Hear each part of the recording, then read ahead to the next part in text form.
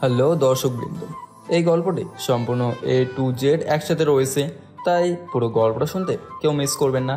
আর হ্যাঁ, মনে করে আমাদের চ্যানেলটি সাবস্ক্রাইব করবেন, সাথে লাইক, শেয়ার আর একটা কমেন্ট করেও যাবেন। ধন্যবাদ সবাইকে।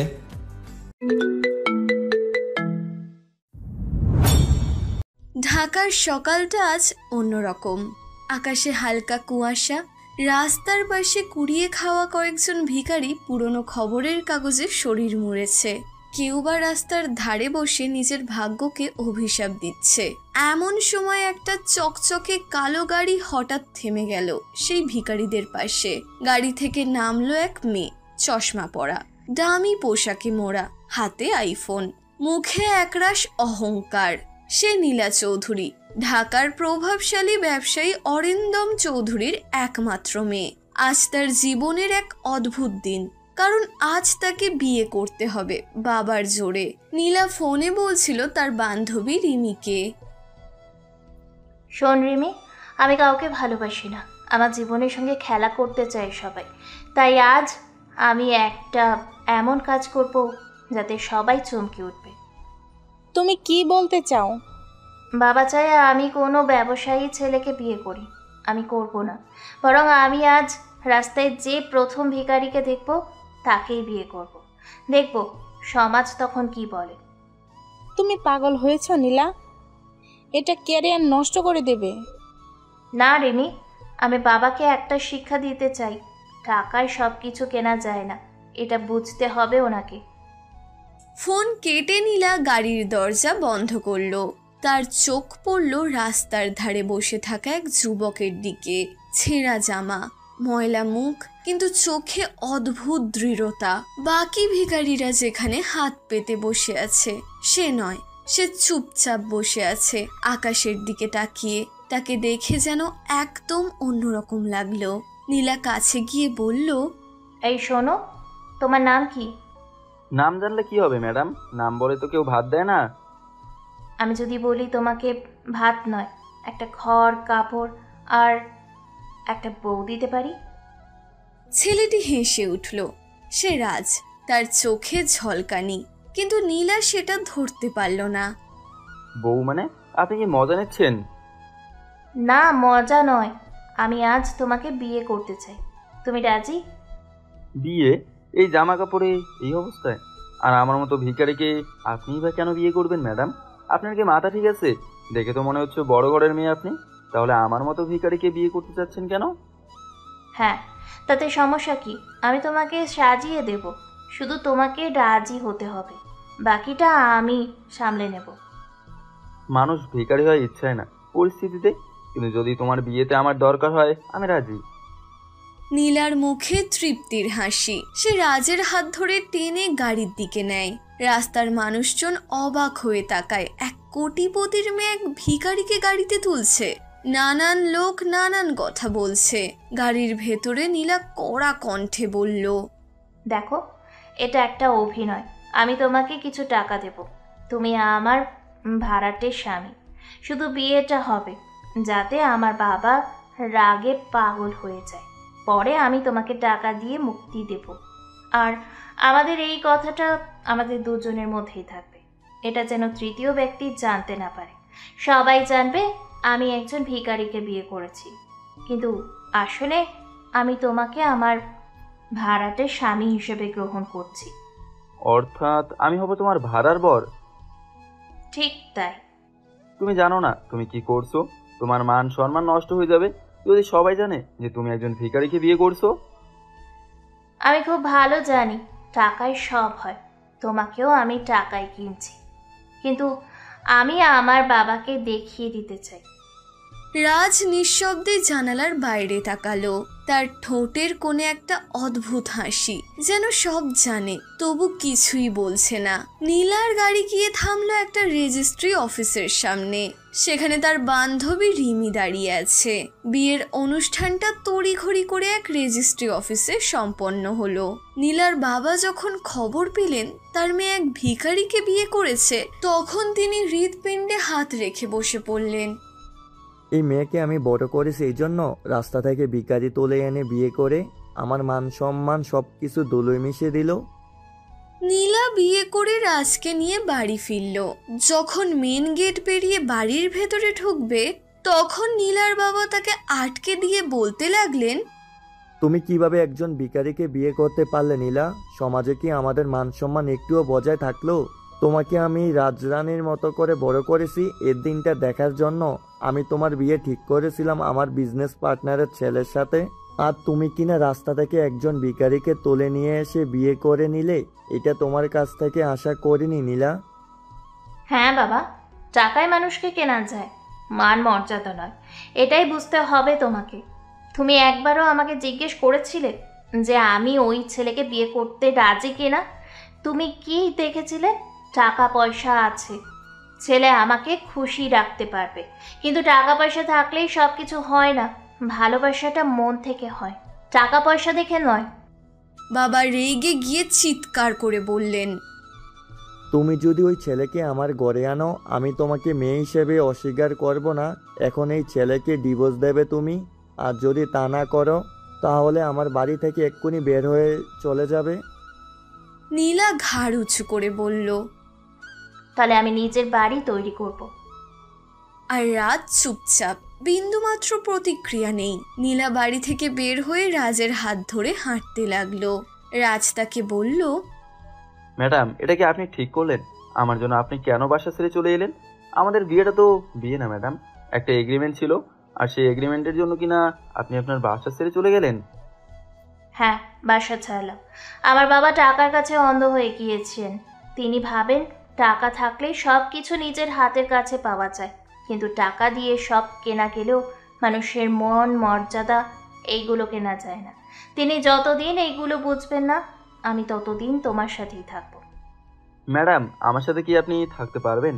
আমি তো একটা বস্তিতে থাকি যেখানে ঠিকমতো ঘুমানোর জন্য বিছানা নেই। আপনি বড় লোকের মেয়ে, এগুলোতে আপনি অভ্যস্তও না।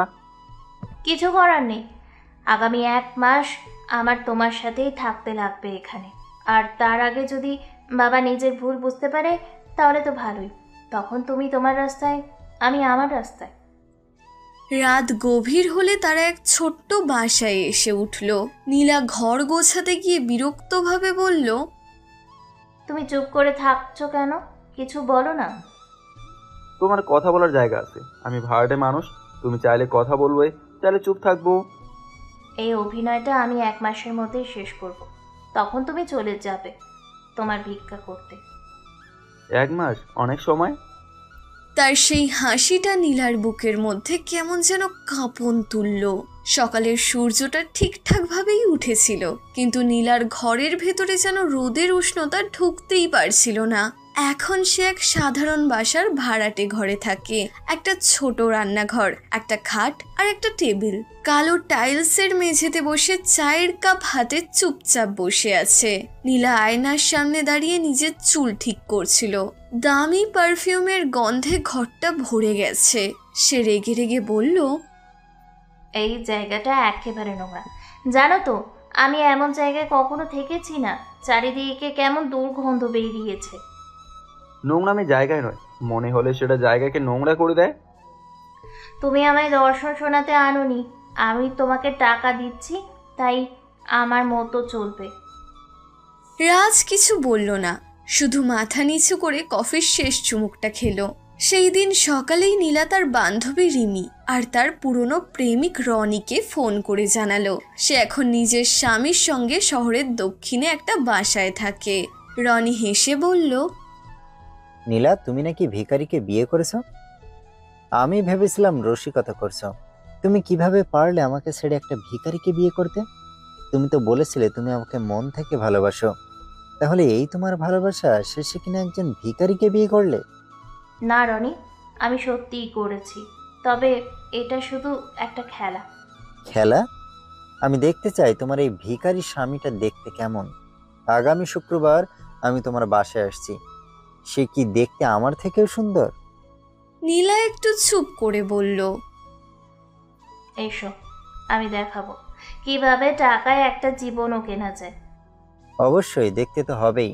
কিভাবে বড় লোকের মেয়ে একটা ভিখারিকে বিয়ে করলো, কি দেখেই বা বিয়ে করলো, সেটা তো আমার জানতেই হবে। 3 দিন পর শুক্রবার। ছোট্ট বাসাটা যেন আজ একটু সাজানো। নীলা নিজের মতো করে পরেছে রক্তরঙা সিল্কের শাড়ি, ঠোঁটে লাল লিপস্টিক, গলায় হালকা সোনার হার।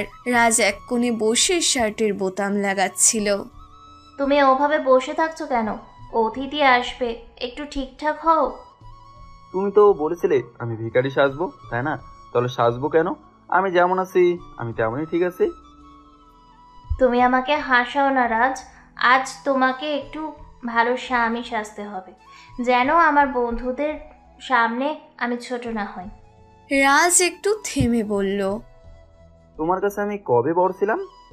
নীলা কিছু না বলে মুখ ফিরিয়ে নিল। দুপুরে রনি ও রিমি এসে পৌঁছালো। রনি ঢুকেই বলল, ও, এই তো আমাদের নীলার ভাড়াটে বর। বেশ তো চেহারায় ভিখারির ছাপ এখনো রয়ে গেছে, তবে যাই হোক, দেখতে কিন্তু মাশাআল্লাহ। নীলা হেসে উঠল, যেন রনির কথাই ঠিক। রাজ উঠে দাঁড়িয়ে ভদ্রভাবে বলল, ভেতরে আসুন, চা দেবো? তুমি কি চা বানাতে জানো? আমরা তোমাদের মতো লাল চা খাই না। দেশ রক্ষার মানুষও চা বানাতে পারে যদি প্রয়োজন হয়। রনি হাসতে হাসতে বলল। এই কথা শুনলে মনে হয় সিনেমার ডায়লগ। নীলা চোখ বড় করে রাজকে ইঙ্গিত দিল। চুপ করো, অতিথিদের সঙ্গে এসব বলো না। রাজ শুধু মাথা নোয়ালো। রিমি কিছুটা সংকোচে পাশে দাঁড়িয়েছিল। সে ফিসফিস করে বলল, নীলা, তুমি জানো না ওর চোখে কিছু একটা আলাদা আছে। ওকে তুচ্ছ করো না। আমার মনে হচ্ছে সে শুধু একজন ভিখারি না, আমাদের কাছ থেকে হয়তো কিছু একটা লুকাচ্ছে। রিমি, ও শুধু এক ভাড়াটে মানুষ। ওর কাজ শেষ হলে আমি ওকে টাকা দিয়ে বিদায় দেব। রিমি মাথা নিচু করলো, কিছু বলল না। রিমি আর রনি কিছুক্ষণ আড্ডা দিয়ে তারা চলে গেল। এই আড্ডার মাঝে রনি রাজকে নানা রকমভাবে অপমান করেছিল, কিন্তু রাজ সবকিছুই মুখ বুঝে সহ্য করেছিল। কথায় আছে না, গরিবদের কথার কোনো মূল্য নেই। কারণ রাজ জানতো যদি সে কিছু বলে তাহলে নীলা ওদের কাছে ছোট হয়ে যাবে। বিকেলে নীলা একটা পার্টি দিল নিজের নতুন বিবাহিত জীবন উদযাপন করতে। তবে সেই পার্টিতে রাজ ছিল একজন ওয়েটার হয়ে। নীলা সবার সামনে ঘোষণা করলো, এই যে আমার স্বামী, ও একটু আলাদা মানুষ, সাধারণ নিয়ম মানে না, তাই ও নিজেই আজকের পার্টিতে ওয়েটার সাজতে চলেছে। সবাই হেসে উঠল। রাজ একটাও কথা বলল না। সে কেবল ট্রেতে করে পানীয় নিয়ে এক টেবিল থেকে আরেক টেবিলে যাচ্ছিল। রনি নীলার পাশে বসে গ্লাস তুলল। তুমি এমন মেয়েকে বিয়ে করেছো যাকে পেতে শহরের অর্ধেক ছেলেই পাগল। কি ভাগ্য তোমার ভাই। তোমার মতো ভাগ্য আর কয়জনের আছে বলো? ভাগ্য ভালো না, দায়িত্ব। দায়িত্ব মানে? যে নারীর অহংকার ভাঙতে হয় সেটা প্রেম নয়, একটা মিশন। রনি কিছু বুঝে উঠতে পারল না, কিন্তু তার মনে এক মুহূর্তের জন্য একটা শিহরণ জেগে উঠল। রাতের দিকে পার্টি শেষ হলে নীলা হঠাৎ চিৎকার করে উঠল, তুমি কেন আমার অতিথিদের সামনে কথা বলছো? তুমি জানো না তোমার সীমা কোথায়? তোমার সীমা কোথায় সেটা হয়তো তুমি জানো না নীলা। তুমি আমার বাড়ি থেকে বের হয়ে যাও এখনই। রাত চুপচাপ দরজার দিকে এগোলো, কিন্তু যাওয়ার আগে থেমে বলল, যেখানেই থাকি তোমার নিরাপত্তা যেন ঠিক থাকে, এতটুকুই দায়িত্ব আমার। নীলা রেগে দরজা বন্ধ করে দিল। রাত গভীর হলে বাইরে থেকে একটা সাদা গাড়ি এসে থামলো। রাজ বের হয়ে গিয়ে গাড়ির পাশে দাঁড়ালো। গাড়ির ভেতর থেকে বের হলো ক্যাপ্টেন আরিফ, কালো পোশাক, হাতে ওয়্যারলেস সেট। স্যার, মিশন এগোচ্ছে ঠিক পথে। চৌধুরী গ্রুপের নিচে অস্ত্র পাচার ডেটা নিশ্চিত হয়েছে। ভালো, আমি এখান থেকে ওদের পুরো নেটওয়ার্কের গতিবিধি নজরে রাখবো। স্যার, আপনি বিপদে পড়বেন না তো? যে দেশের জন্য ভিখারি হতে পারে সে কোনো বিপদে পড়ে না। আরিফ সম্মানের সঙ্গে স্যালুট করলো। রাজের চোখে তখন এক অদ্ভুত দৃঢ়তা। যে চোখে নীলা আজ সারাদিন হাসি তামাশা করেছে, সেই চোখ আসলে দেশের এক গোপন যোদ্ধার চোখ। ভেতরে জানালার পাশে দাঁড়িয়ে নীলা রাজকে দেখছিল।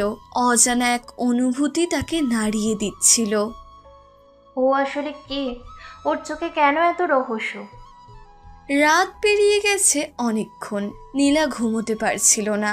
বাইরে হালকা বৃষ্টি পড়ছে। টুপটাপ শব্দে জানালার কাচ ভিজে গেছে। সে বিছানায় এপাশ ওপাশ করছে, কিন্তু তার চোখের সামনে ঘুরে বেড়াচ্ছে রাজের মুখটা, সেই চোখ দুটো যেগুলোর ভেতরে যেন রহস্যের জাল বোনা। তার মনে পড়ছে রাজের কথাটা। যে দেশের জন্য ভিখারি হতে পারে সে কোনো বিপদে পড়ে না। এই কথার মানে কি হতে পারে? একটা ভিখারি এমন কথা বলল কিভাবে? নীলা বুঝে উঠতে পারছিল না। সকালে ঘুম থেকে উঠে দেখে রাজ রান্নাঘরে চা বানাচ্ছে। ঘরের কোণে একটা ছোট্ট রেডিও। তুমি চা বানাও? কে তোমাকে বললো? তুমি তো বলেছিলে আমি চাকর নই, তবুও সংসারে কেউ না কেউ কাজ করতে হয়, তাই ভাবলাম শুরুটা আমিই করি। তুমি খুব নাটক করো রাজ। জানো তো, আমি তোমাকে 1 মাসের জন্যই ভাড়া করেছি। তুমি যতই আমাকে পটানোর চেষ্টা করো না কেন, আমি পড়ছি না। কারণ তোমার মতো ভিখারি কোনোদিনও আমার সত্যিকারের স্বামী হতে পারে না। শুধু সময়ের অপেক্ষা। তাহলে তুমি তোমার রাস্তায় আর আমি আমার রাস্তায়।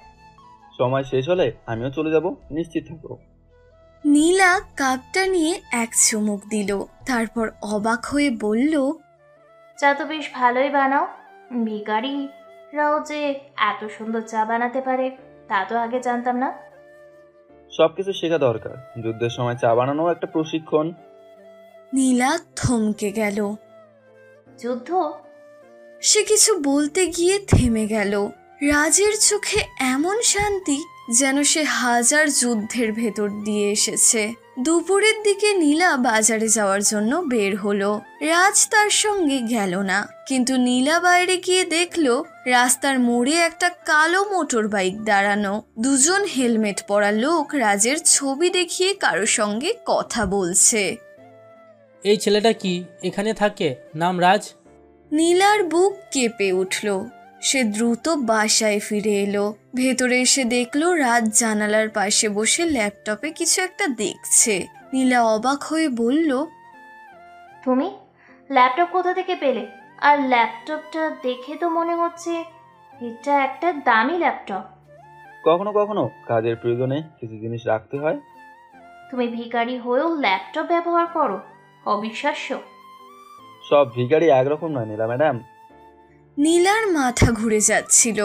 ল্যাপটপের স্ক্রিনে সে ঝলক দেখে ফেলল কিছু ফাইলের নাম। Operation black line, confidential, target, Chowdhury group, surveillance active. Nila হতবাক। চৌধুরী গ্রুপই তো তার বাবার কোম্পানি। সে থেমে গিয়ে বলল, তুমি আমার বাবার নামের ফাইল রাখছো কেন? কে তুমি? কিছু বিষয় আছে যেগুলো তুমি এখন জানলে বিপদ হবে।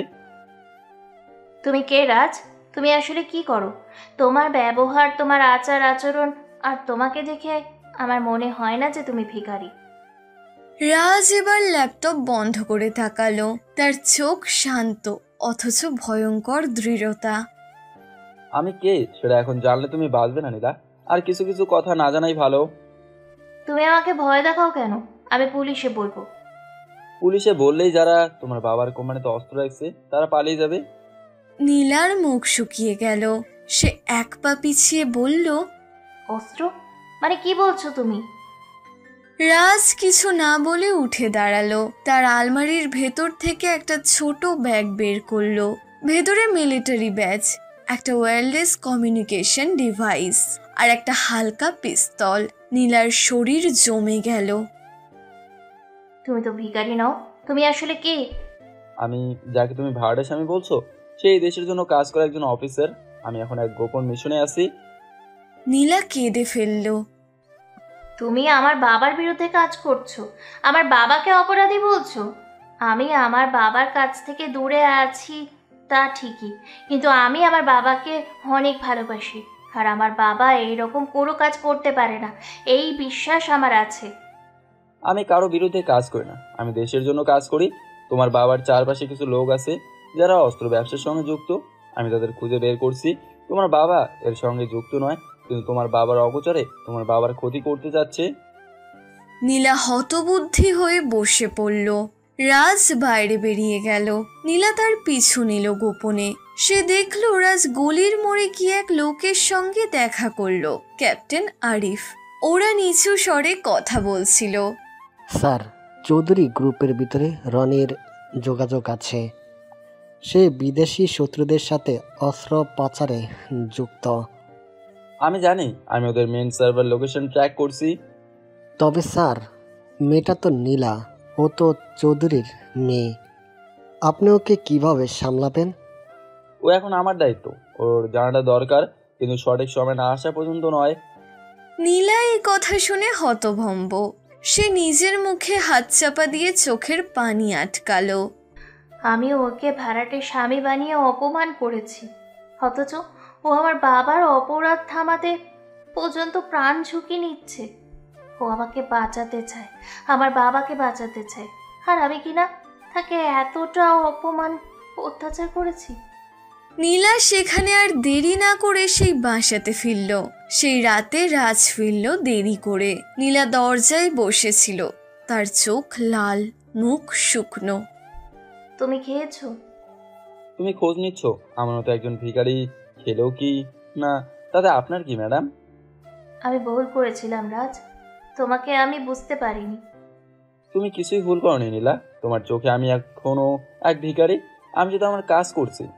নীলা বলল, তোমার কাজ যদি দেশের জন্য হয়, তাহলে আমিও পাশে থাকতে চাই। আমিও দেখতে চাই আমার বাবাকে কারা ফাঁসাতে চায়। রাজ তাকিয়ে রইল তার মুখের দিকে। নীরব মুহূর্তে রাজের চোখে একটুখানি কোমলতা জ্বলে উঠল। তুমি যা চাইছো সেটা সহজ নয়। ছায়ার ভেতরে থাকা মানুষ কখনো আলোর পাশে থাকতে পারে না। নীলা এগিয়ে গিয়ে বলল, তবুও আমি চেষ্টা করব। রাত চুপ করে রইল। বাইরে আবার বৃষ্টি পড়তে শুরু করলো। ঝুম শব্দে ভরে গেল ছোট্ট ঘরটা। ঢাকার রাতটা আজ ভারী। আকাশের বুকে জমে থাকা মেঘগুলো যেন কিছু লুকিয়ে রেখেছে, যেমন লুকিয়ে আছে নীলার চোখের ভেতরে অগণিত প্রশ্ন। রাজ তখনও বাইরে ফিরে আসেনি। নীলা বসে আছে জানালার পাশে, হাতে রাজের ল্যাপটপ। সে জানে রাজ এটা খুলতে মানা করেছিল, কিন্তু কৌতূহল, ভয় আর ভালোবাসার অদ্ভুত মিশ্রণে তার আঙুল কাঁপছিল। পাসওয়ার্ড দিতে গিয়ে কয়েকবার ব্যর্থ হলো। হঠাৎ একটা শব্দ মাথায় এলো, রাজু। রাজ কখনো কখনো ঘুমের মধ্যে এই নামটা বলতো, খুব মায়া ভরা কণ্ঠে। নীলা নামটা লিখলো। ল্যাপটপ খুলে গেল। স্ক্রিনে নানা folder, top secret, mission black line, Chowdhury trade investigation, Roni connect. নীলার বুক কেঁপে উঠল। রনি? রনি তার প্রাক্তন প্রেমিক, এখন তার বাবার সবচেয়ে বিশ্বাসী ব্যবসায়িক পার্টনার। সে রনি কানেক্ট ফোল্ডারে ক্লিক করলো। সেখানে দেখা গেল কিছু ইমেল, কিছু ভয়েস রেকর্ডিং। একটাই লেখা, shipment will arrive through Chowdhury ports, payment in crypto, weapons disguised as medical supplies. Nila অবিশ্বাসে চোখ বড় করে তাকিয়ে রইল। ওরা তার বাবার কোম্পানির নাম ব্যবহার করছে অস্ত্র পাচারের জন্য, আর রাজ সেই পুরো অপারেশন থামানোর দায়িত্বে। তার বুক ধক ধক করতে লাগলো। হঠাৎ দরজার বাইরে শব্দ। রাজ ফিরে এসেছে। নীলা তড়িঘড়ি করে ল্যাপটপ বন্ধ করে চুপচাপ বিছানায় শুয়ে পড়ল। রাজ ভেতরে ঢুকে বলল, ঘুমাওনি এখনো? না, তোমার অপেক্ষায় ছিলাম। অপেক্ষা করো না নীলা, আমি এমন মানুষ নই যার জন্য অপেক্ষা করা যায়। আমি শুধুমাত্র তোমার একজন ভাড়াটে স্বামী, তাই আমি মনে করি আমার জন্য রাত না জায়গায় তোমার পক্ষে শ্রেয়। তবুও মন চায়। রাজ থেমে গেল। তার চোখে এক ঝলক কোমলতা, কিন্তু পর মুহূর্তে তা হারিয়ে গেল দায়িত্বের কঠিন মুখোশে। আগামী কয়েকদিন সাবধানে থেকো, শহরে কিছু বড় নড়াচড়া হতে যাচ্ছে, হতে পারে তোমার জীবনে আশঙ্কায় পড়তে পারে। কিরকম? বলো না, সময় এলেই বুঝবে। নীলা কিছু বলতে পারল না। সে শুধু রাজের মুখের দিকে তাকিয়ে বুঝতে পারছিল এই মানুষটার কাঁধে এক ভয়ঙ্কর দায়িত্ব আছে, যার ভার সাধারণ মানুষ বোঝে না। পরদিন সকালে নীলা তার বাবার অফিসে গেল। চৌধুরী গ্রুপের বিশাল বিল্ডিং, আকাশ ছোঁয়া কাঁচের দেওয়াল, রিসেপশনে নিরাপত্তারতরা টাইট গার্ডে। নীলাকে দেখে সবাই সম্মানের সঙ্গে সালাম দিল, কিন্তু নীলার মনে আজ একটাই প্রশ্ন, বাবা কি সত্যিই এই অপরাধের সঙ্গে জড়িত? সে বাবার কেবিনে ঢুকলো। অরিন্দম চৌধুরী টেবিলের ওপরে কিছু ফাইল সাজাচ্ছিলেন। তাকে দেখে মুখে হাসি ফুটলো। আরে নীলা, অবশেষে এসেছ। ভেবেছিলাম তোমার সেই ভিখারি স্বামী তোমাকে বন্দি করে রেখেছে। বাবা, রাজ ভিখারি নয়, আর সে আমার স্বামী, তাই তাকে ভিখারি কথাটা বলা বন্ধ করো। তা ঠিক, তোমার নাটকীয়তা তো জানি, তবে এখন এইসব বাদ দাও। রনি আসছে, ওর সঙ্গে একটা বড় ডিল আছে। আর ভিখারিকে ভিখারি বলবো না তো কি কোটিপতি বলবো? রনি নামটা শুনে নীলার বুক কেঁপে উঠল, তবে কিছু না বলে সে বসে পড়ল। কিছুক্ষণ পর রনি ঢুকলো আত্মবিশ্বাসী মুখে, দামি স্যুটে, হাতে কফির কাপ। ও, আমাদের নীলা ম্যাডামও এসেছে। কেমন আছো? তো তোমাকে তো খুঁজেই পাওয়া যায় না, তো হঠাৎ অফিসিয়াল, ভালো আছো তো? ভালো। তোমার বর কোথায়? শুনেছি ও নাকি এখনো তোমার কাছে চাকরি খোঁজে। কেন যে বড় লোকের ছেলেদের ছেড়ে তুমি সেই ভিখারিকে বিয়ে করলে, এটাই বুঝি না। শহরে কি ছেলের কমতি পড়েছিল? ও চাকরি করে না রনি, ও দেশের জন্য কাজ করে। দেশের জন্য ভিখারি হয়ে? কি কাজ করে শুনি? শহরের ময়লা আবর্জনা কুড়োয় নাকি? অরিন্দম হেসে উঠলেন। তুমি এইসব সিরিয়াস নিও না নীলা। ওর মতো মানুষ হাজারে একটা পাওয়া যায় না যে কিছুই না করে জীবন কাটাতে পারে। বড়লোকের মেয়েকে ফাঁসিয়ে নিজে আরামায়েশ করে পুরো জীবনটা কাটাতে চায়। এইসব ছোট লোকদের হারে হারে চিনি। নীলা মুখ ফিরিয়ে নিল, তার চোখের কোণে জল চিকচিক করছিল, কিন্তু সে দৃঢ় স্বরে বলল, বাবা, তুমি জানো তোমার কোম্পানির কন্টেনারে কি আছে? মানে? যেগুলো মেডিকেল সাপ্লাই বলে পাঠানো হচ্ছে, সেগুলো আসলে অস্ত্র। ঘর নিস্তব্ধ। রনি চোখে চোখ রেখে বলল, তুমি সব কোথা থেকে শুনলে? যেখানে সত্য থাকে সেখানে চোখ বন্ধ করলেও বোঝা যায়। অরিন্দম কঠিন গলায় বললেন, নীলা, তুমি তোমার স্বামীর কাছ থেকে এসব শুনেছ তাই না? আমি জানতাম ও ভালো কিছু নয়। নীলা কিছু বলল না, কিন্তু তার চোখে ভয়। রনি ঠোঁট কামড়ে নিচু স্বরে বলল, স্যার, এই ছেলেটাকে সরিয়ে ফেলা দরকার। ও অনেক জানে। পরবর্তীতে আমরা হয়তো কোনো সংকটে পড়তে পারি এই ছেলের জন্য। নীলা শুনে উঠল কথাটা এবং আতঙ্কে কেঁপে উঠল। না রনি, তুমি ওকে কিচ্ছু করতে পারবে না। তুমি চুপ থাকো নীলা, এটা আমাদের ব্যবসা, তোমার আবেগ নয়। নীলা দরজা খুলে বেরিয়ে গেল। তার চোখে তখন অশ্রু নয়, আগুন। বাইরে এসে সে ফোন করলো রাজকে। রাজ, তুমি কোথায়? তুমি কাঁপছো কেন? কিছু হয়েছেই? ওরা তোমাকে মারার পরিকল্পনা করছে, আমার বাবা আর রনি। তারা জানে তুমি তাদের পেছনে লেগেছো। লাইন এক মুহূর্তের জন্য নিস্তব্ধ, তারপর রাজের শান্ত গলা, চিন্তা করো না, আমার মিশন এখন শেষ পর্যায়ে। আমি ওদের হাতে ধরা দেব না। তুমি কি পালিয়ে যাবে? যে দেশের মাটিতে শপথ নিয়েছি সেখান থেকে পালাই না। সেদিন বিকেলে রাস্তার সিক্রেট ইউনিটের লোকদের সঙ্গে দেখা করলো। একটি পরিত্যক্ত গুদাম ঘরে তাদের বৈঠক। Captain Arif, lieutenant সাউন, Intel officer Meera, সবাই উপস্থিত। স্যার, রনির গতিবিধি ট্র্যাক করা হয়েছে। আজ রাতে বন্দরে অস্ত্র আসবে। তাহলে আজ রাতেই অভিযান। কেউ যেন চৌধুরী গ্রুপের নাম নষ্ট না করে। আমরা শুধু অপরাধীদের ধরবো, নিরপরাধকে নয়। স্যার, নীলা ম্যাডাম বিপদে পড়তে পারেন। আমি ওকে দেখবো, ওকে কেউ ছুতেও পারবে না। সবাই মাথা নোয়ালো। রাজের চোখে তখন সেই অদ্ভুত দীপ্তি, যে চোখে ভয় থাকে না, শুধু দায়িত্ব। রাত 11টা। চৌধুরী পোর্টে আলো ঝলমল করছে। কন্টেনারগুলো একটার পর একটা লোড হচ্ছে ট্রাকে। রনি সেখানে দাঁড়িয়ে ফোনে নির্দেশ দিচ্ছে। সব চালান কাল সকালে কাস্টমস পার হয়ে যাবে। কেউ যেন ঘাটে না আসে, আর টাকাটা যেন ঠিক সময় মতো পেয়ে যাই আমরা। ঠিক তখনই হালকা বাতাস বইল আর ছায়ার মতো রাজ ঢুকে পড়ল বন্দরে কালো পোশাকে, মুখে মাস্ক। তার ওয়্যারলেসে বার্তা এলো, target in sight. Wait for my command. হঠাৎ পেছন থেকে নীলার কণ্ঠ। রাজ। রাত চমকে তাকালো। নীলা দৌড়ে এসেছে, মুখে ভয়। তুমি এখানে কেন? এটা যুদ্ধক্ষেত্র। আমি তোমাকে একা মরতে দিতে পারবো না। এটা সিনেমা নয় নীলা, তোমার বাবার লোকজন এখানে অস্ত্র নিয়ে আসে। ঠিক তখনই গুলির শব্দ। চারদিক বিশৃঙ্খলা। সন্ত্রাসীরা রাজের ওপর গুলি চালাতে শুরু করলো। রাজ দ্রুত নীলাকে টেনে নিয়ে কন্টেনারের পেছনে আশ্রয় নিল। নিচে হও, আমি বললেই দৌড়াবে। তুমি আহত, এখান থেকে চলো, আমি তোমাকে হাসপাতালে নিয়ে যাব।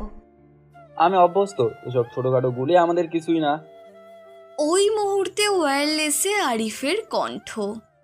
স্যার ব্যাকআপ 5 মিনিট দূরে।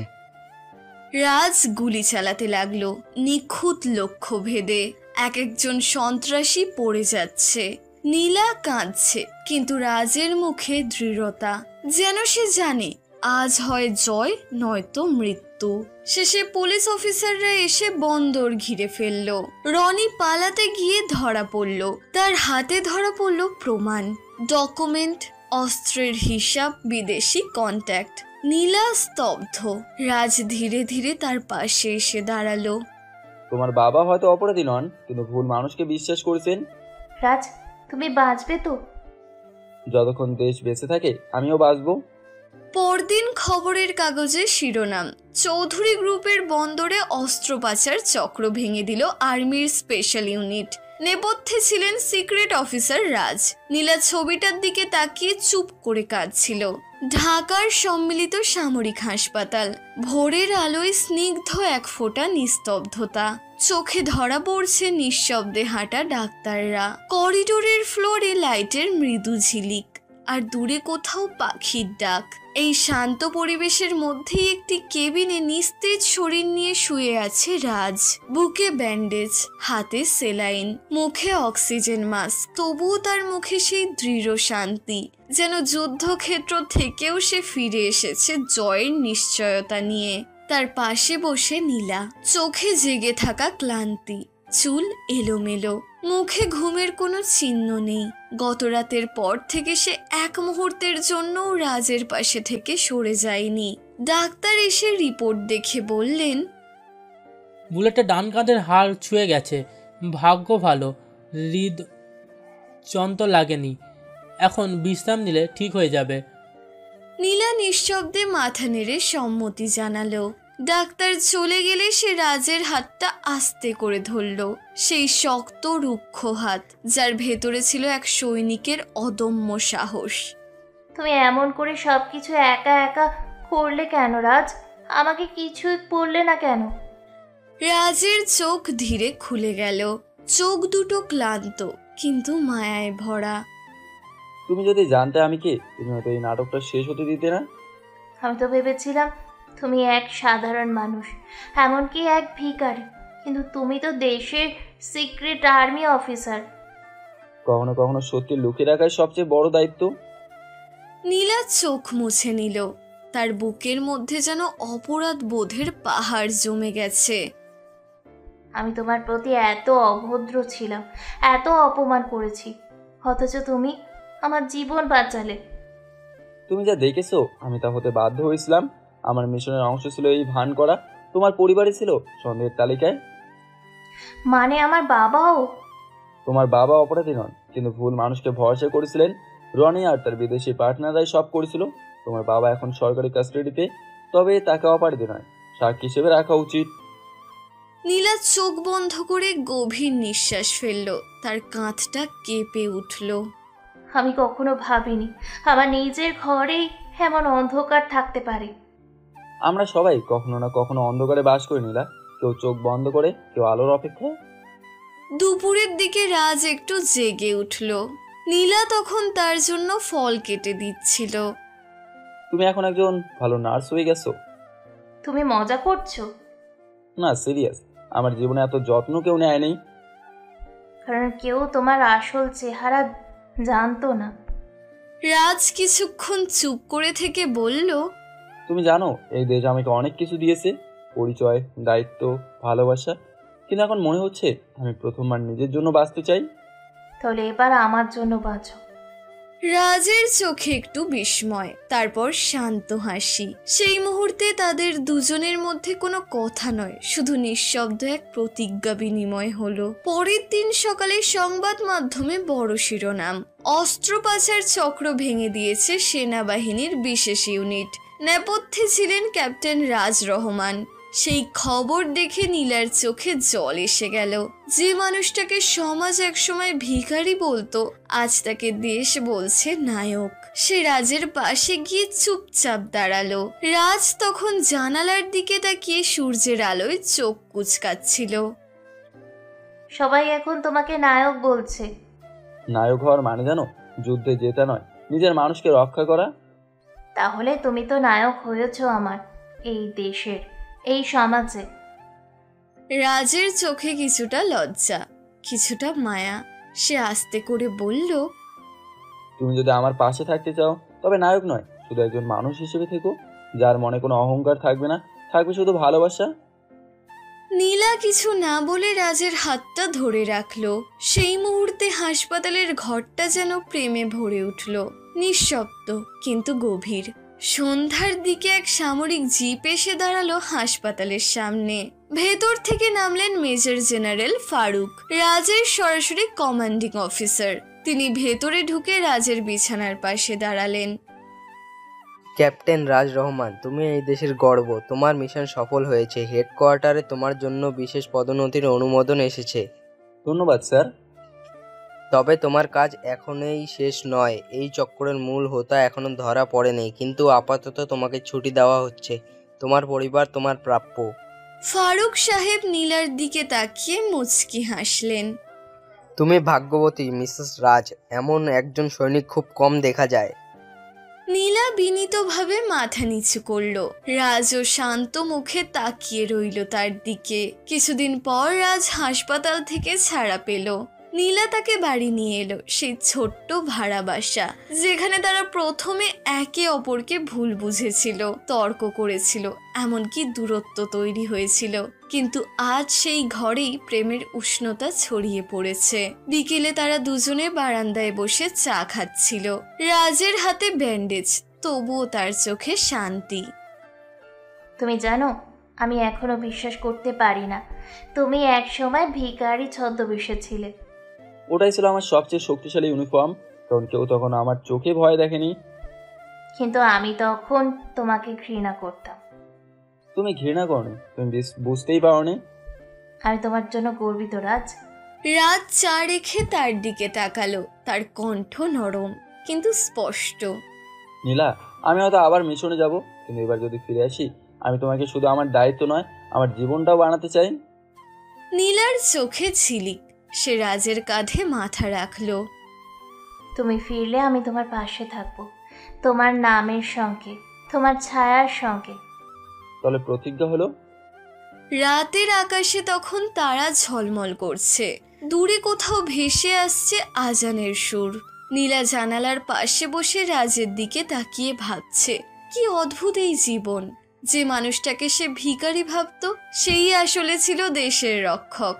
আর যে সম্পর্কটা ছিল এক চুক্তির, আজ সেটাই পরিণত হয়েছে এক অমর বন্ধনে। রাজ ঘুমিয়ে পড়েছে, মুখে হালকা হাসি। নীলা তার কপালে চুমু খেয়ে আস্তে করে বলল, আমার নায়ক এবার শুধু দেশের নয়, আমারও। ভোরের আলো ধীরে ধীরে ঢুকছে রাজ আর নীলার ছোট্ট ভাড়া বাড়ির জানালা দিয়ে। পাখির কিচিরমিচিরে নীলা চা বানাতে ব্যস্ত, আর রাজ বারান্দায় বসে পত্রিকা পড়ছে। একটা অদ্ভুত শান্তি নেমে এসেছে তাদের জীবনে। বহুদিন পর এমন সকাল, যেখানে গুলির শব্দ নেই, নেই আতঙ্ক, শুধু দুজন মানুষের নিঃশব্দ ভালোবাসা। আজ কেমন লাগছে? অদ্ভুত ভালো, এতদিন পর নিজের মতো করে একটা সকাল পেলাম। তুমি তো এমনিতে বেশ ভিখারি টাইপে থাকতে পছন্দ করো। ভিখিরি না, আমি মিলিয়নারিস্ট। ওদের হাসির মধ্যে দরজায় টোকা পড়ল। নীলা এগিয়ে গিয়ে দরজা খুলতেই হতবাক হয়ে গেল। বাহারি গাড়ি, সঙ্গে 2 জন নিরাপত্তা রক্ষী, আর সামনে দাঁড়িয়ে থাকা এক রাজকীয় ব্যক্তিত্ব।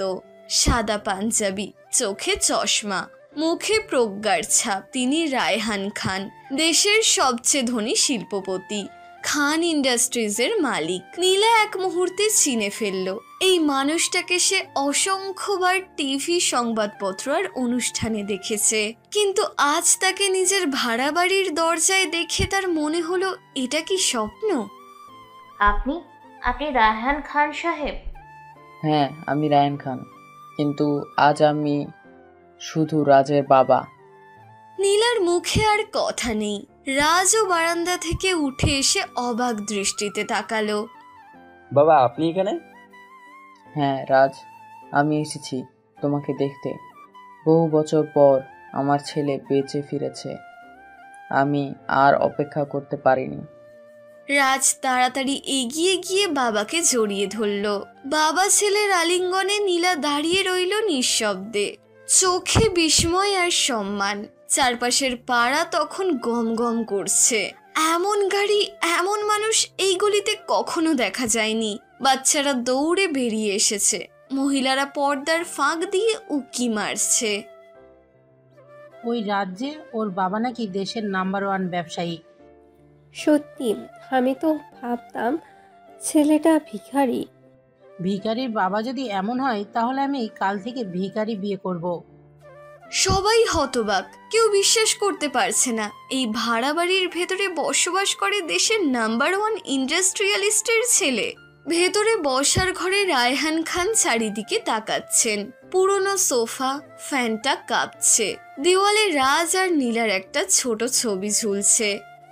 এটাই তোমার রাজত্ব রাজ। হ্যাঁ, এই সামান্য ঘরে শান্তি আছে বাবা। তুমি জানো আমি তোমাকে কতদিন ধরে খুঁজছি। যখন তুমি নিখোঁজ ছিলে আমি প্রতিদিন প্রার্থনা করতাম একবার শুধু যেন খবর পাই। মিশনের কারণে কিছু বলা যায়নি বাবা। আমি বুঝি, তোমার দায়িত্বের বড়ত্ব আমি জানি। নীলা তখন চা নিয়ে এলো। সে ভদ্রভাবে বলল, আপনি চা খান? চিনি একটু কম দেব? তুমি যেমন খাও তেমনই দাও। রাজ বলেছে তুমি ভালো চা বানাও। ওর কথায় বিশ্বাস করবেন না, আমি খুব সাধারণ। সাধারণ মেয়েরাই অসাধারণ হয়ে ওঠে নীলা। আমি তোমাকে দেখে বুঝতে পেরেছি রাজ ভুল করেনি। নীলার মুখে লাজুক হাসি ফুটল। সেদিন দুপুরে পাড়ার সব মহিলারা রাজদের বাড়ির সামনে জড়ো হলো। কারো হাতে ফল, কারো হাতে ফুল, সবাই কৌতূহলে ফেটে পড়ছে। নীলা, এটা কি হচ্ছে? উনি কি সত্যি রাজের বাবা? হ্যাঁ, উনি রায়হান খান, খান ইন্ডাস্ট্রির মালিক। মানে আমরা যে ছেলেটাকে একসময় ভিখারি ভাবতাম, সে দেশের নাম্বার 1 ইন্ডাস্ট্রিয়ালিস্টের ছেলে। হ্যাঁ, এখন বুঝো, মানুষকে কখনো চেহারা দেখে বিচার করো না। সবাই অবাক, কেউ কেউ লজ্জায় মুখ নামিয়ে নিল। রাতে সবাই একসঙ্গে খেতে বসলো। রাজের হাতের রান্না আর নীলার যত্নে সাজানো টেবিল। রায়হান খান মুগ্ধ হয়ে খাচ্ছেন। এই সাধারণ জীবনের স্বাদটাই আলাদা। আমার বিলাসবহুল বাড়িতে এমন শান্তি পাই না। এই ভাড়া বাড়ির প্রতিটা ইটের সঙ্গে আমাদের গল্প জড়িয়েছে বাবা।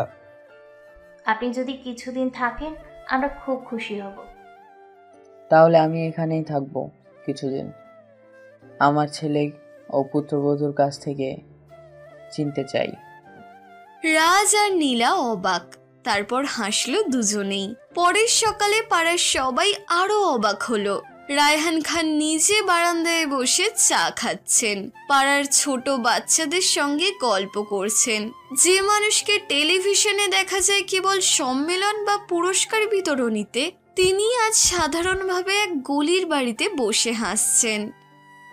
চাচা, আপনি নীলার আব্বু না? না, আমি রাজের আব্বু। তাহলে আপনি এত বড় গাড়ি নিয়ে কেন এসেছেন? কারণ আমি আমার ছেলেকে ভালোবাসি। বাচ্চারা হেসে উঠল, আর পাড়ার মানুষ তখন আরো শ্রদ্ধা ভরে তাকিয়ে রইল। সন্ধ্যার দিকে রাজ আর রায়হান খান ছাদে বসেছিলেন। সূর্য অস্ত যাচ্ছে, লাল আভায় রাঙা আকাশের নিচে তাদের নীরবতা যেন অনেক কথা বলছে। তুমি জানো রাজ, আমি সারা জীবন অর্থ আর সাফল্যের পেছনে দৌড়েছি, কিন্তু আজ বুঝলাম শান্তি মানে বিলাসিতা নয়, ভালোবাসা। তুমি আমার গর্ব বাবা। আমি চাই তুমি এই সাধারণ মানুষগুলোর কাছ থেকে শেখো, এখানে আসল জীবন। তুমি ঠিকই বলেছ। আমি এখন প্রতিদিন সকালে এখানকার চা খেয়ে আসব। তাদের হাসিতে আকাশটা আরো উজ্জ্বল হয়ে উঠল। রায়হান খান পরবর্তী কয়েকদিন রাজদের ভাড়া বাড়িতেই থাকলেন। তিনি নিজে বাজারে গেলেন, নীলার রান্না করা খাবার খেলেন, এমনকি পাড়ার এক বৃদ্ধকে ওষুধও কিনে দিলেন। সবাই বলল, এমন মানুষকে ছোট ঘরে দেখলে বোঝা যায় আসল বড়ত্ব টাকা না, মন। আর নীলা প্রতিদিন রায়হান খানকে দেখে মুগ্ধ হতো। তার ভেতরের সরলতা, বিনয় আর পুত্রপ্রেম তাকে গভীরভাবে ছুঁয়ে গেল। এক রাতে নীলা ধীরে রাজকে বলল, তুমি জানো রাজ, তোমার বাবাকে আমি আজ সত্যিকারের মহৎ মানুষ মনে করছি। উনি ধনী হয়েও অহংকার নেই। তুমি জানো আমি ওনার মতোই হতে চেয়েছি। তুমি ইতিমধ্যে ওনার থেকেও বড় মানুষ, কারণ তুমি দেশের জন্য লড়েছ। রাত চুপ করে হাসল। বাইরে তখন বাতাসে পাপড়ির মতো উড়ে বেড়াচ্ছে শান্তির ছোঁয়া। পরদিন সকালে রায়হান খান শহরে ফিরে গেলেন। যাওয়ার আগে নীলার মাথায় হাত রেখে বললেন, তুমি আমার ছেলের জীবনে আশীর্বাদ হয়ে এসেছ। এই ছোট ঘরেই আমি দেখছি সুখ কাকে বলে। নীলা চোখ ভিজিয়ে সালাম করলো। গাড়ি চলে গেল, কিন্তু গলির মানুষদের মুখে এখনো বিস্ময় আর শ্রদ্ধার ছাপ। যে রাজকে তারা একসময় ভিখারি ভাবতো, আজ তারা জানে সে শুধু এক সৈনিক নয়, বরং এক বড় মানুষের সন্তান, যে নিজের ছায়া দিয়েও আলো ছড়াতে জানে। সকালটা অন্যরকম। ভাড়া বাড়ির জানালায় সূর্যের আলো ঢুকেছে, হালকা বাতাসে নীলার চুল উড়ছে। সে আজ একা বসে আছে বারান্দায়। রাজ বাইরে গেছে কিছু কাজের জন্য, তবে আজকের বাতাসে এক ধরনের শান্ত আত্মবিশ্বাস আছে, যা আগে ছিল না। রায়হান খানের চলে যাওয়ার পরও পুরো পাড়াটা এখনো অবিশ্বাসে ভাসছে। যে রাজকে তারা ভিখারি বা অচেনা ছেলেটা ভেবেছিল, আজ জানে সে সিক্রেট আর্মি অফিসার আর দেশের সবচেয়ে ধনী ব্যক্তির সন্তান। এমন এক অদ্ভুত পরিবর্তন যেন হাওয়ায় লেগে গেছে। লোকেরা এখন রাজকে সম্মান করে আর নীলার দিকে তাকায় মুগ্ধ দৃষ্টিতে। কেউ কেউ বলে, ও মেয়েটা ভাগ্যবতী, ভিখারি মনে করে যাকে বিয়ে করেছিল সে যে এমন মানুষ হবে তাকে জানতো।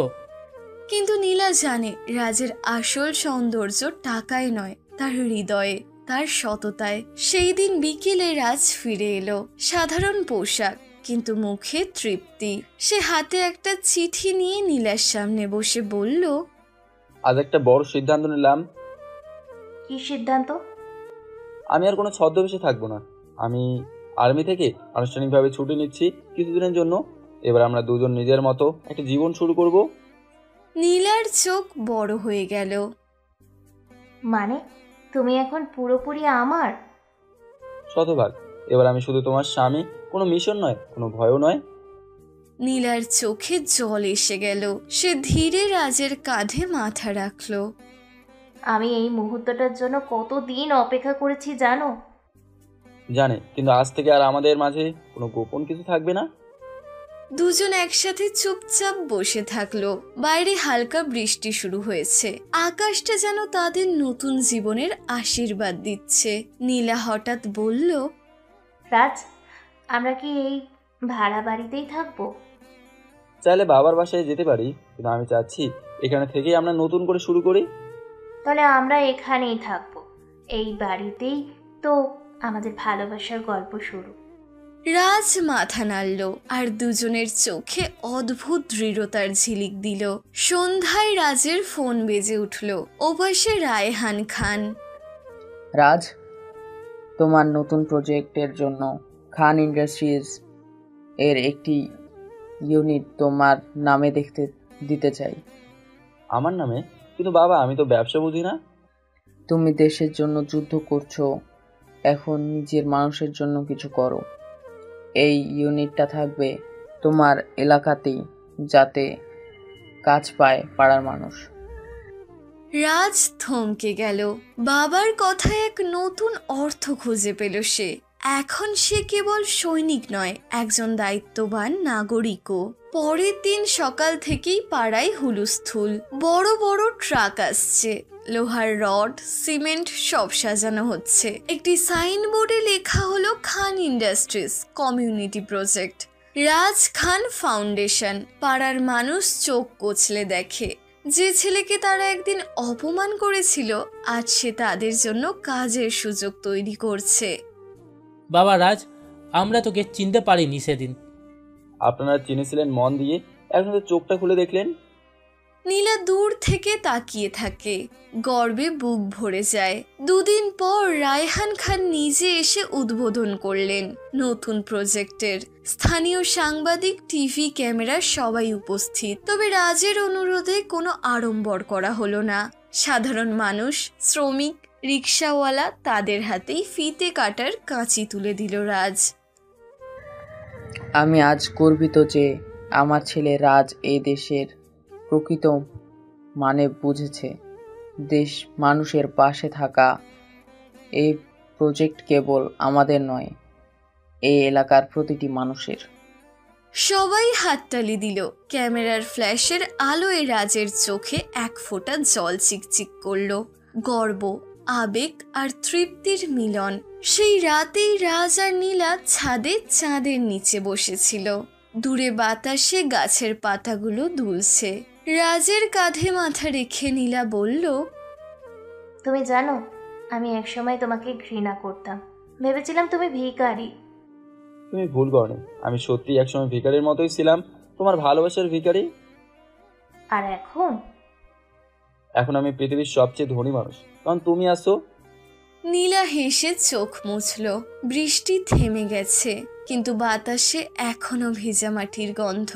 এক সপ্তাহ পর রাজ আর নীলা নিজেদের ছোট্ট বাড়িটা নতুন করে সাজালো। সাদা রং, ছোট বাগান, সামনে একটি সাইনবোর্ড। রাজ ও নীলার আশ্রয় এখানে। প্রতিদিন দরিদ্রদের জন্য খাবার বিতরণ করা হবে, আর নীলা নিজে রান্না করবে তাদের জন্য। আমি এবার কিছু ফেরত দিতে চাই রাজ, যেভাবে জীবন আমাকে দিয়েছে। তুমি আমার জীবনের সবচেয়ে বড় দান নীলা। দিন যায়, মাস যায়, পাড়ার মানুষ এখন রাজকে স্যার বলে ডাকে না, বরং আমাদের রাজ ভাই বলে ডাকে। বাচ্চারা তার কাঁধে চড়ে খেলে, নীলার রান্না খেতে আসে, আর সন্ধ্যায় দুজন বারান্দায় বসে এক কাপ চা ভাগ করে খায়, যেমন ভাবে তাদের গল্প শুরু হয়েছিল।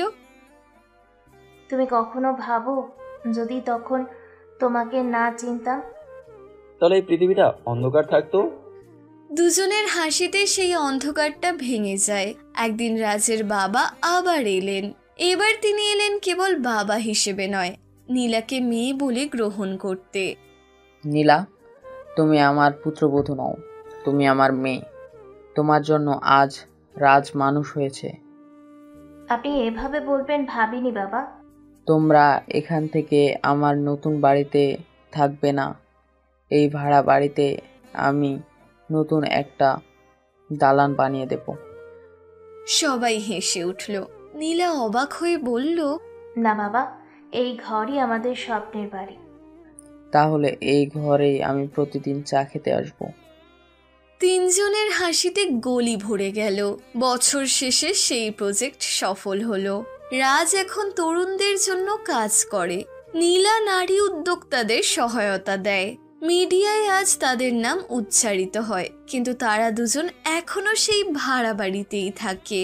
রাতের শেষে নীলা একদিন লিখল তার ডায়েরিতে, আমি এই ভিখারিকে ভালোবেসেছিলাম, পরে জেনেছিলাম সে ছিল এক সৈনিক। শেষে বুঝেছি সে আসলে একজন মানুষ, যে আমাকে ভালোবাসতে জানে নিঃস্বার্থভাবে। রাজ এসে পাশে বসে পড়ল। কি লিখছো? আমাদের গল্প। তাহলে লিখে রাখো, ভিখারি সেজে থাকা বড়লোকের মেয়ের ভাড়াটা স্বামী যখন সিক্রেট আর্মি অফিসার। এই গল্পটা শেষ নয়, শুরু। নীলা হাসলো। চাঁদ উঠে গেছে আর তাদের জীবনের আকাশ এখন আলোকিত ভালোবাসা, মর্যাদা আর নতুন জীবনের আলোয়। ঢাকার সেই হালকা গরম বিকেল। নীলা বারান্দায় বসে চুপচাপ বসে আছে, তার হাত কোমরে, চোখে কিছুটা ক্লান্তি। প্রেগনেন্ট অবস্থায় তার শরীর একটুখানি অস্বস্তিতে আছে। রাত সকালে বাইরে কাজের জন্য বেরিয়েছে। পাড়ার লোকেরা এখনো সকালে নীলার পরিবর্তিত জীবন নিয়ে কৌতূহলে ব্যস্ত। নীলা মনে মনে হাসি দিচ্ছে, সব ঠিকঠাক চলছে। কিন্তু হঠাৎ বাড়ির বাইরে থেকে একটা অচেনা গাড়ি আসছে। গাড়ি ধীরে ধীরে দাঁড়ালো, দরজা খুলল এবং এক ছায়াময় চেহারা, রনি রাজের পুরনো শত্রু, যে একসময় নীলাকে প্রলুব্ধ করার চেষ্টা করেছিল, যে রাজকে বারবার অপমান করেছে। আজ সে ফিরেছে, কারণ রাজ তাকে জেলে পাঠিয়েছিল সেই বদলা নেওয়ার জন্য। নীলার চোখে বিস্ময়, তারপর শীতল আতঙ্ক। রনি এগিয়ে এসে বলল, হ্যালো নীলা, কতদিন পর দেখা। মনে করেছো তুমি নিরাপদ? তোমার স্বামীর জন্য আমি 2 বছর জেলে ছিলাম। আমার সম্মান সবসময় মাটিতে মিশিয়ে দিয়েছে। আজ আমি তার বদলা নেব। নীলা পেছনে সরে গেল। রনি, তুমি কি করছো এখানে? তোমার তো জেলে থাকার কথা, তাহলে তুমি বাহিরে কিভাবে এলে? এই রনিকে জেলে আটকে রাখবে সেই রকম জেল এখনো তৈরি হয়নি। এবার তোমার রাজ বুঝবে সে আমাকে জেলে পাঠিয়ে কি ভুলটাই না করেছিল। নীলা বুঝতে পারল এরা তার প্রেগনেন্ট অবস্থা জানে না, তবুও তার মন ভয় ও শঙ্কায় কেঁপে উঠল। হঠাৎ রনির সঙ্গীরা এগিয়ে এলো, তাদের চোখে নিষ্ঠুরতা, হাতে লাঠি আর চেন। নীলা চেষ্টা করলো পেছনে সরে যেতে, কিন্তু তারা তাকে ধাক্কা দিয়ে ধরা দিল। তোমরা আমাকে ছেড়ে দাও। চুপ করো, আজ তুমি আর রাজের কাছে নিরাপদ নাও। নীলা জোরে চিৎকার করলো। পাড়া থেকে একদল লোক ছুটে আসতে শুরু করলো, কিন্তু রনি আগেই পরিকল্পনা করে এসেছে। তার গাড়িতে রাখা হয়েছে বিশেষ বন্দোবস্ত। এলো পাথারে গুলি করতে লাগলো, কয়েকটা বাচ্চা ছেলের গুলি লাগলো। এসব নীলা সহ্য করতে না পেরে নিজে থেকেই সরাসরি গাড়িতে উঠলো। তার বুক কেঁপে ওঠে, চোখে জল। প্রেগনেন্ট শরীরের অসুবিধা, ভয় এবং চিৎকার সব একসাথে মিলিত হয়েছে। রাজ! দেখো, সে তোমাকে খুব মনে করছে। আমি তাকে ডেকে আনবো। গাড়ি ঢোকার সাথে সাথেই রনি ফোনে রাজকে ডাকে। রাজ, যদি তুমি আসো, আমি তোমাকে দেখাবো কে তোমার প্রকৃত শত্রু। তবে হ্যাঁ, পুলিশ আর আর্মি বাহিনী নিয়ে আসার চেষ্টা করো না, নয়তো তোমার স্ত্রীকে এখানে মেরে ফেলে রেখে দেব। রনি, তোমার শত্রুতা আমার সঙ্গে। তুমি নীলাকে ছেড়ে দাও, আমি তোমার এখানে আসতেছি। নীলার জন্য একটুও কিছু না হয়। রাজ পেছনের অফিস থেকে ফোন পেয়ে তাড়াতাড়ি বের হয়ে আসে। হৃদয়টা কাঁপছে, হাত দুটো শক্তভাবে বাঁধা। সে জানে নীলা বিপদে। নীলাকে রনির লুকোনো গুদামে নিয়ে যাওয়া হলো। গুদামের চারপাশে লোহার দরজা, ছোট জানালা, ভেতরে অন্ধকার। নীলা চিৎকার করছে, প্রেগনেন্ট অবস্থায় পুরো শরীর কাঁপছে। রাজ, সাহায্য করো। তুমি এখানে আর তার সাহায্য পাবে না। এবার দেখবে কে আগে ভেঙে পড়ে, সে নাকি তুমি। নীলা বুঝতে পারল রাজ একাই আসবে তাকে বাঁচাতে। তিনি নিজেকে শক্ত করে বলল, আমি হাল ছাড়বো না। রাজ ফোনের মাধ্যমে লোকগুলোকে জানিয়ে দিল, আমি আসছি, কেউ এগোবে না। নীলা, সাবধানে থাকবে। গাড়ি দ্রুত চলে আসে। রাজ পিছু নেওয়ার জন্য প্রস্তুত। রাস্তা সংকীর্ণ, ধুলো ভরা, কিন্তু রাজের এক অদ্ভুত দৃঢ়তা। সে জানে প্রেম ও দায়িত্ব এখন একই সঙ্গে তাকে এই পথে টেনে নিয়ে যাচ্ছে। নীলা, আমি আসছি তোমার কাছে। গুদামের ভেতরে রনি নীলাকে সামনে নিয়ে দাঁড়ালো। চোখ বন্ধ করো নীলা, আজ তুমি বুঝবে রাজ কতটা দুর্বল। নীলা চুপ করে দাঁড়ালো, হৃদয় কেঁপে উঠছে, চোখে জল। তবে সে এক মুহূর্তের জন্য হাল ছাড়ছে না। আমি মরবো না, রাজ আসবে। গুদামের ভেতর অন্ধকার, কিন্তু নীলার চোখে সব স্পষ্ট। প্রেগনেন্ট শরীর কেঁপে উঠছে, হৃদয়ে ধকধক করছে, প্রতিটি শব্দ, প্রতিটি পদক্ষেপ যেন মৃত্যু আর জীবনের মধ্যে। রাজ, তুমি আসবে না? রনির ঠোঁটের হাসি আরো ভয়ঙ্কর হয়ে উঠল। চুপ করো, আজ তুমি এবং রাজ দুজনেই শিখবে কে শক্তিশালী। নীলা চুপচাপ দাঁড়িয়ে রনির দিকে তাকিয়ে, তার ভেতরের ভয়কে তিনি শক্তিতে রূপান্তরিত করার চেষ্টা করছে। একই সময় গুদামের বাইরে রাস্তার গাড়িতে এসেছে, হৃদয়ে এক টুকরো আগুনের মতো জ্বলে উঠছে। নীলাকে বাঁচানোই তার একমাত্র লক্ষ্য। ফোনে লোকদের নির্দেশ দিয়ে সে ভেতরে ঢুকলো। রাজ ধীরে ধীরে দরজা খুলল। ভেতরের অন্ধকারে রনির গদি দেখা যায়। এক নজরে রাজ বুঝলো নীলা বিপদে। রনি, তুমি নীলাকে আঘাত করতে পারবে না। রনি হেসে বলল, দেখি তুমি কতটুকু শক্তিশালী। হঠাৎ গুদামের মধ্যে উত্তেজনা ছড়িয়ে পড়ল। রনি তার গুলি বের করলো। আজকে রাজ দেখবো তোমার প্রেমের সীমা।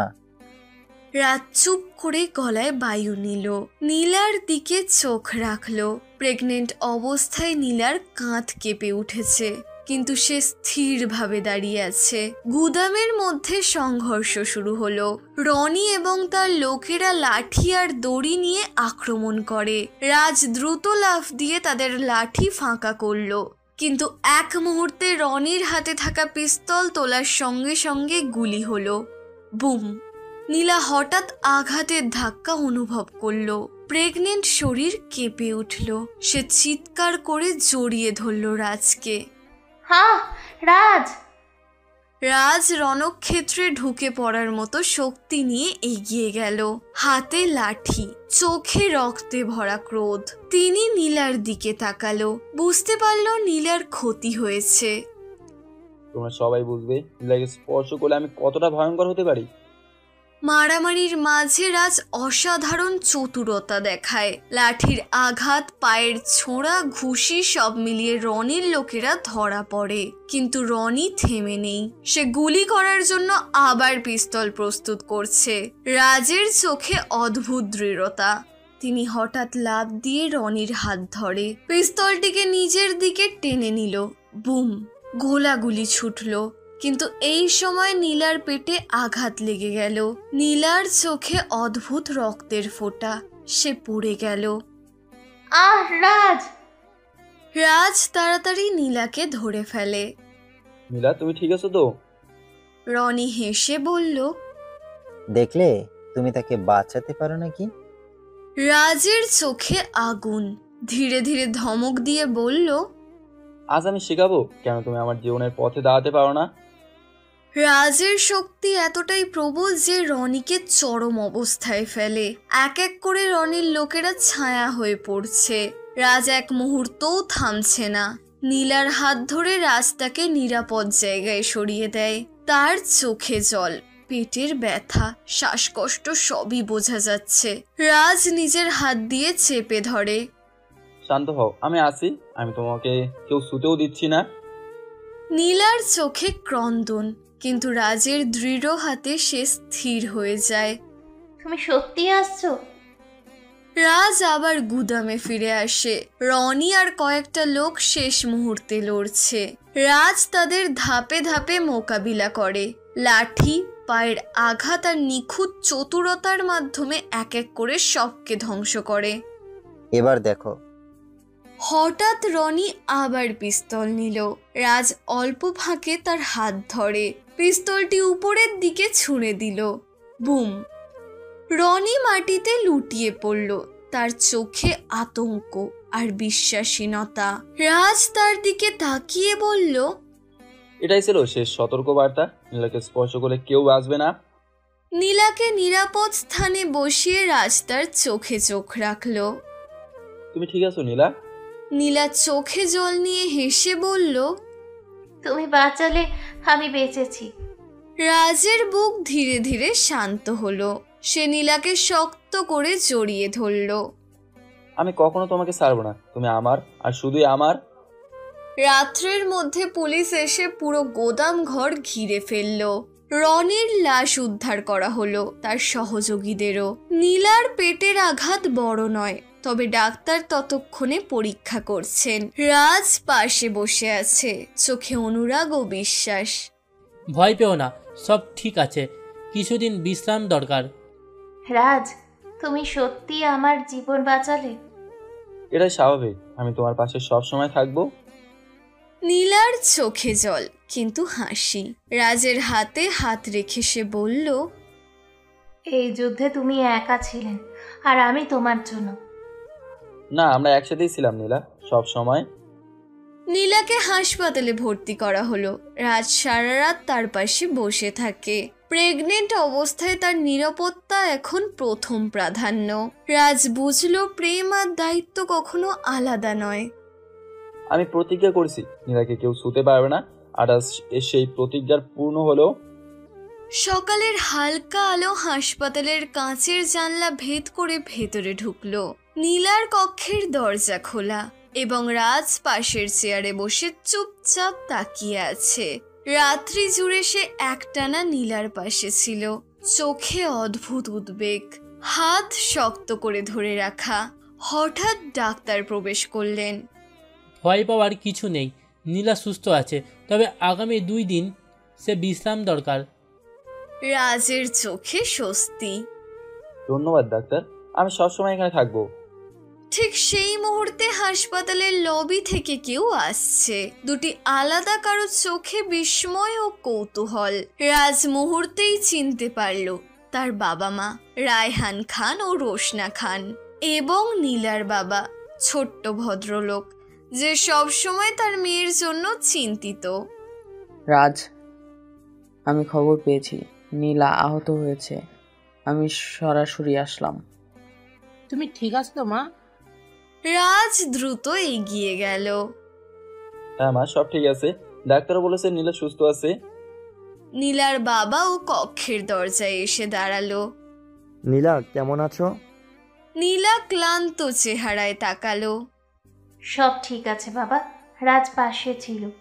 পরিবারের উপস্থিতি নীলার জন্য শান্তি আনলো, কিন্তু রাজের মা রোশনা খান, যিনি সবসময় নিয়ম আর অনুশাসনের প্রতি কঠোর, একটু চিন্তিত মুখে বললেন, নীলা, তুমি এখন নিরাপদ, তবে এই ধরনের ঘটনা আর কখনোই হতে পারবে না। তুমি আমাদের বাড়িতে থাকবে এখন থেকে। আমি চাই না আমার ছেলের বউ একা ওই বাড়িতে থাকুক। নীলা চুপচাপ বসে আছে। রাজ যা ভেবেছিল নীলাকে আরেকবার বিশ্রামের জন্য নিরাপদ স্থানে নেওয়া। তিনি মা বাবার কথার সঙ্গে একমত হলো। মা ঠিক আছে, নীলা তুমি আমাদের বাড়িতে আসবে। ঠিক আছে। পরিবার হাসপাতাল থেকে বের হলো। রাজ নীলাকে চুপচাপ গাড়িতে বসালো, তার হাত ধরে বলল, সব ঠিক হবে নীলা, আমি পাশে আছি। হাসপাতালের বাইরে পাড়ার লোকেরা জানলো নীলা সুস্থ আছে। সবাই আনন্দে ফেটে পড়ল। কিছু প্রতিবেশী বলল, দেখলে, রাজ ঠিকই করেছে, নীলাকে নিরাপদে বাড়িতে নিয়ে যাচ্ছে। রাজের বাড়ি বড়, কিন্তু নীলার জন্য খুবই পরিচিত। রাজের মা রোশনা খান নীলাকে তার নিজের ঘরে নিয়ে এলো। এখানে তুমি নিরাপদ, আর আজ থেকে রাজ তোমার পাশে থাকবে। নীলা চুপচাপ বসে আছে। রাজ তার পাশে দাঁড়িয়ে হালকা হাত নীলার কাঁধে রাখলো। আমি সব দেখবো, আর তুমি শুধু বিশ্রাম নাও। নীলার বাবা, রাজের বাবা ও মা সবাই একসাথে হাসলো। নীলার চোখে জল এসেছে। সব ঠিক আছে, আমি নিরাপদ। পরবর্তী কয়েকদিন নীলা ধীরে ধীরে শক্তি ফিরে পেল। রাজ প্রতিদিন তার পাশে তার খাবার বানালো, হালকা ব্যায়াম করলো এবং সবচেয়ে গুরুত্বপূর্ণ তার মনে শান্তি ফিরিয়ে আনলো। নীলা ধীরে ধীরে সুস্থ হচ্ছিল। রাজ প্রতিদিন তার পাশে হাত ধরে হাঁটা চলা শেখাচ্ছে। প্রেগনেন্ট অবস্থার অসুবিধা কমছে। তার ভেতরের আতঙ্ক শেষ হয়েছে। এখন শুধু আনন্দ। একদিন সকালে নীলার পেট কেঁপে উঠল। রাজ বুঝল নতুন জীবনের আগমন। নীলা সব ঠিক আছে। হ্যাঁ, কিন্তু মনে হচ্ছে সে এসেছে। পরিবার একত্রিত হলো। রাজের বাবা মা, নীলার বাবা সবাই পাশে, ডাক্তারও উপস্থিত। সব ঠিক আছে, এখন সময় এসছে নতুন জীবন। এই পৃথিবীতে আসবে। নীলাকে তাড়াতাড়ি হাসপাতালে নিয়ে যেতে হবে। এরপর হাসপাতালে নিয়ে যাওয়া হলো। রাজ তার পাশে বসে শক্তভাবে হাত ধরে রেখেছিল। নীলার চোখে কৃতজ্ঞতা, আনন্দ আর অবিশ্বাস সব মিলেমিশে এক ধরনের আবেগ তৈরি করলো। এরপর রাজকে কেবিন থেকে বের করে দেওয়া হলো। বাইরে সকলে বসে রাজ পায়চারি করছে। কিছুক্ষণ পর বাচ্চার কান্নার আওয়াজ শুনতে পেল। রাজের চোখে জল। আমাদের ছেলে এসেছে। নীলা ক্লান্ত কিন্তু হেসে বলল, আমাদের আমাদের ছেলে। রাজের মা নীরবভাবে দাঁড়িয়েছিল, কিন্তু চোখে আনন্দের জল। রাজ, তুমি তোমার বাবার মতোই শক্তিশালী। তুমি নীলাকে আর আমাদের নাতিকে বাঁচিও। নীলার বাবা কাঁদতে কাঁদতে বললেন, মা, তুমি আজ সবচেয়ে শক্তিশালী আমাদের নতুন আসা এই শিশুর মধ্যে। রাজ নীলার কপালে চুম্বন দিল। সব ঠিক হয়েছে নীলা, আমরা নতুন জীবন শুরু করছি। শিশুটি শান্তভাবে চোখ মেলে রাজকে দেখে। তার ছোট হাত দুটো রাজের আঙুল ধরে রাখলো। রাজ হেসে বলল, তুমি আমার পৃথিবী এবং তুমি আমাদের নতুন আলো। নীলা ধীরে ধীরে হাসলো। এই সব যুদ্ধ, এই সব যন্ত্রণার পর আমরা বেঁচে আছি। আমাদের পরিবার এখন সম্পূর্ণ। পরিবার একসাথে হাসলো। হাসি, কান্না, আনন্দ সব মিলেমিশে নতুন সূর্যোদয়ের মতো উজ্জ্বল। রাজ ও নীলার জীবন শেষ হলো না, তাদের গল্প শুরু হলো নতুন আশায়, নতুন দায়িত্বে, নতুন ভালোবাসায়। শিশুটি যেন আকাশের মতো শান্ত, তার কণ্ঠে এক নতুন আশা। আর রাজ নীলা জানলো ভবিষ্যৎ এখন তাদের হাতে।